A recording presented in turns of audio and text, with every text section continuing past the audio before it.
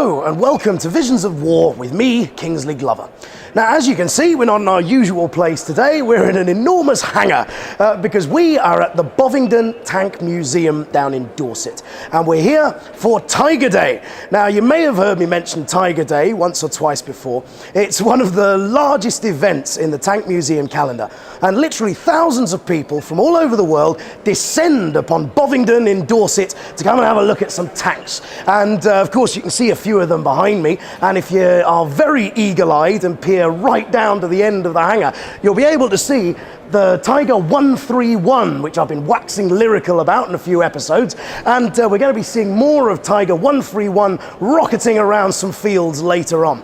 And of course, if you are interested and want to come down here to Bovingdon yourself and have a look at some of these fantastic pieces of kit, you can come down and buy a ticket. But also in the show today, Bob will be taking you backstage, as it were, into the workshop to have a look at the chaps who are preparing Tiger 131 for the show this afternoon. And hopefully that'll give you a little bit more insight into what it was actually like to be a crew member in a Tiger tank.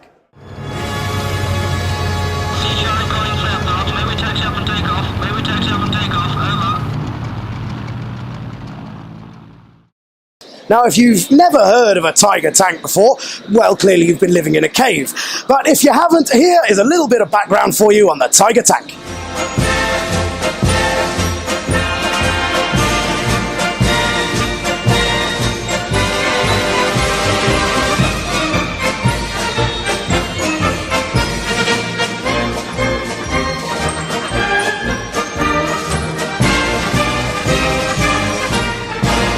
So this here is what all the fuss is about.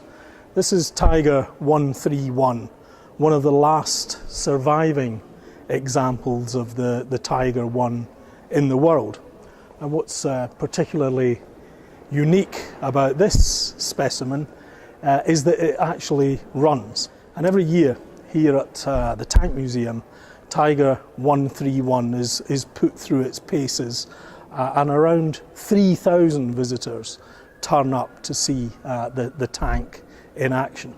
It really was a remarkable piece of engineering, but it was also a very flawed vehicle. If we look at some of the features here, we have this big slab of armour, which is very uncompromising, and it isn't sloped such as we'd see on the T-34, for example, but it was so enormously thick that it could deflect any shell which was fired against it. The main feature, of course, up here is the mighty 88mm gun, which had enormous reach and enormous